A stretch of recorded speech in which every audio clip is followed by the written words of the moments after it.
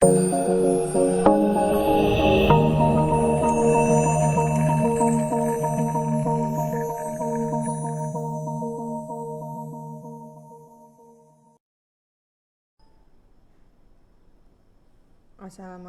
warahmatullahi wabarakatuh. Salam sejahtera bagi kita semua. Kembali kita bertemu dalam video pembelajaran kali ini tentang materi Pancasila sebagai ideologi bangsa.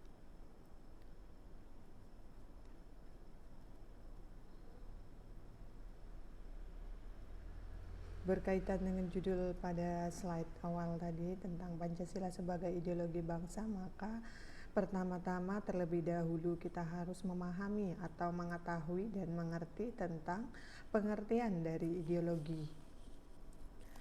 Ideologi secara harafiah dia berasal dari dua kata, yaitu idea dan logos. Apa itu pengertian idea? Yaitu cita-cita yang bersifat tetap dan akan dicapai dalam kehidupan nyata. Ada juga pengertian bahwa cita-cita tersebut merupakan dasar pemahaman, pandangan yang diyakini kebenarannya.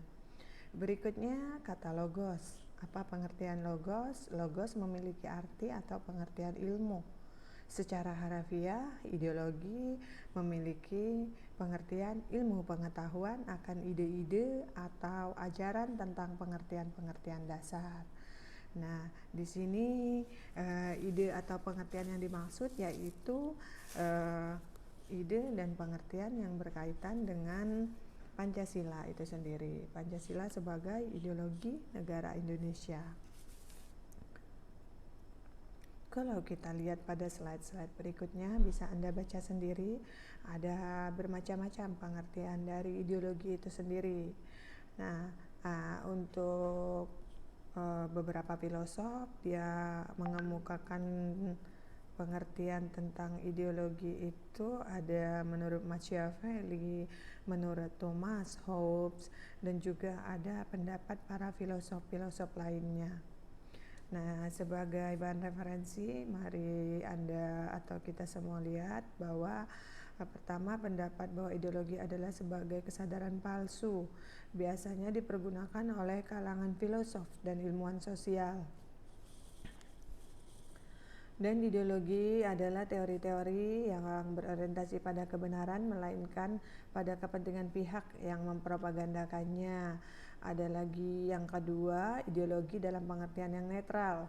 Maksudnya, ideologi adalah keseluruhan sistem berpikir, nilai-nilai, dan sikap dasar suatu kelompok sosial atau kebudayaan tertentu. Biasanya dipergunakan oleh negara-negara yang menganggap penting adanya suatu ideologi negara. Disebut dalam arti netral karena baik buruknya tergantung pada si ideologi tersebut. Tuh ya, jadi ada banyak sekali pengertian ideologi kalau kita lihat. Tetapi untuk pendekatan secara teoritis tentang pengertian Pancasila sebagai ideologi ini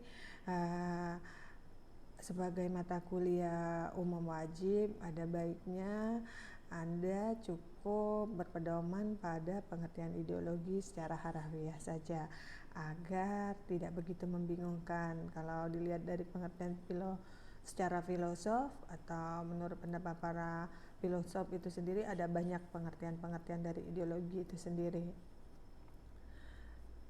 Selanjutnya kita langsung ke contoh ideologi ya. Tadi seperti yang diketahui bahwa ideologi itu merupakan kumpulan ide atau gagasan, keyakinan atau suatu kepercayaan yang sifatnya sistematis yang mengarahkan tingkah laku seseorang dalam kehidupan dalam rangka untuk mencapai suatu tujuan. Nah, di sini ada macam-macam ideologi negara.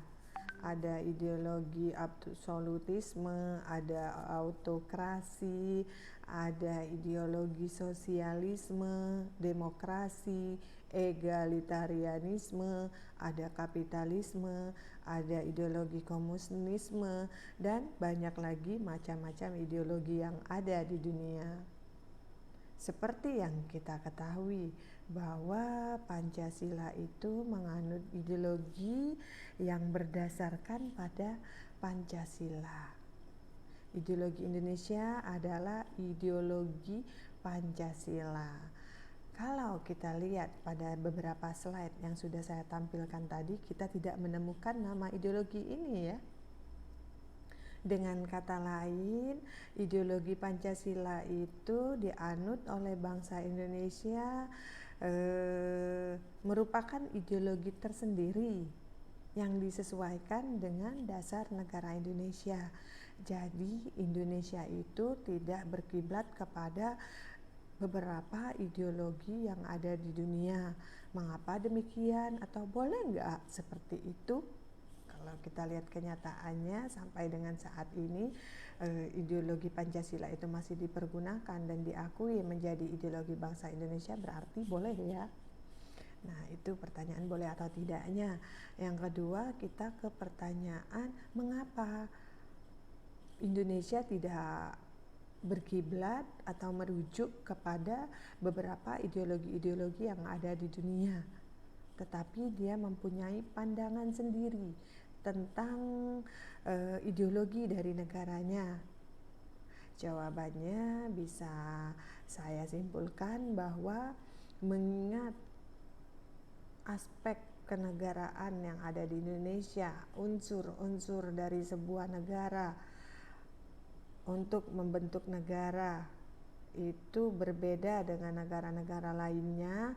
Misalnya kita lihat dari letak geografis wilayah negara Indonesia.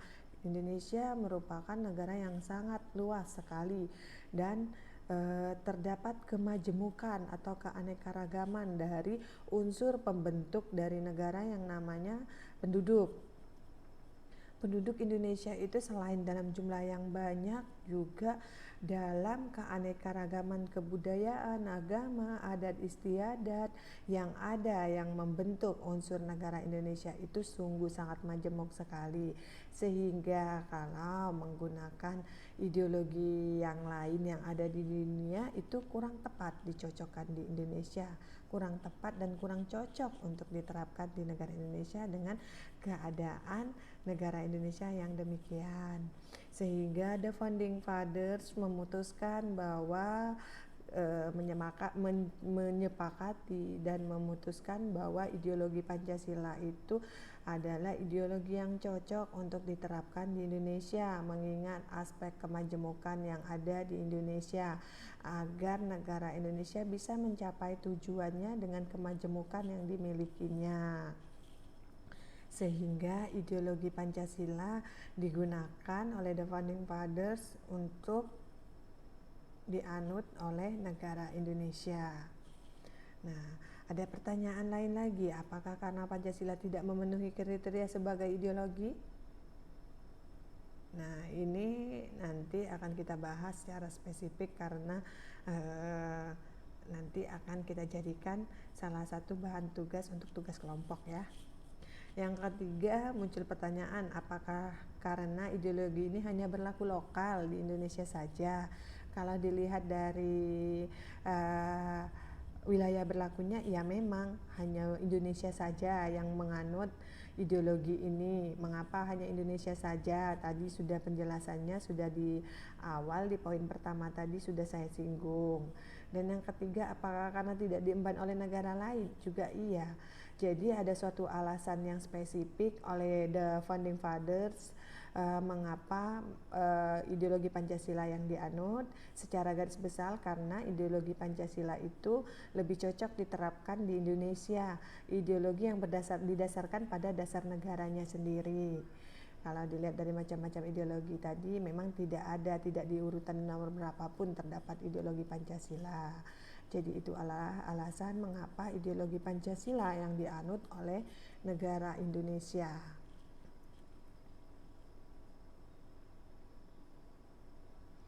Berikutnya, Indonesia tidak memegang suatu ideologi yang jelas. Dia tidak mau dikatakan menganut kapitalisme liberal dalam wujud kebijakan neoliberal yang sedang berlangsung.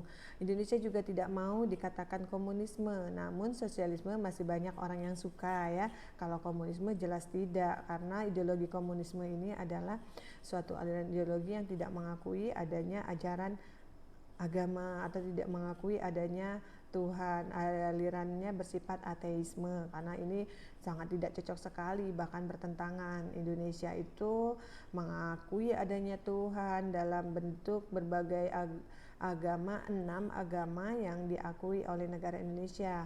Pemerintahnya ataupun negara Indonesia itu memberikan konsep kebebasan beragama, tapi dibatasi, yaitu 6 agama yang ada dan diakui oleh negara Indonesia. Jadi wajar kalau dikatakan dia menolak atau tidak mau dikatakan ideologinya bersifat komunisme. Namun kalau sosialisme masih banyak orang yang suka, atau bisa dikatakan dia lebih memiliki beberapa kriteria pendekatan yang lebih dekat dengan ini, apalagi di kalangan mahasiswa yang banyak menentang kapitalisme, ya. Terus ada lagi ideologi Islam. Kebanyakan orang akan langsung fobia karena teringat hukuman rajam, potong tangan, poligami, ketidaksetaraan, anti-iptek. Jadi ideologi Islam ini juga tidak dalam artian mengapa tidak bisa melihat kenyataan yang terjadi bahwa Indonesia itu agamanya beraneka ragam.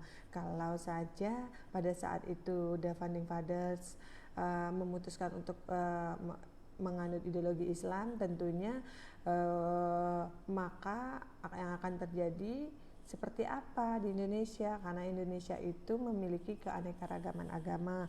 Jadi ideologi ini juga tidak cocok diterapkan di Indonesia, karena semenjak lahir pun, bahkan sebelum lahir pun, negara Indonesia itu agama Kristen, Buddha, Katolik, Hindu itu sudah ada. Islam, mereka sudah bisa hidup berdampingan secara damai.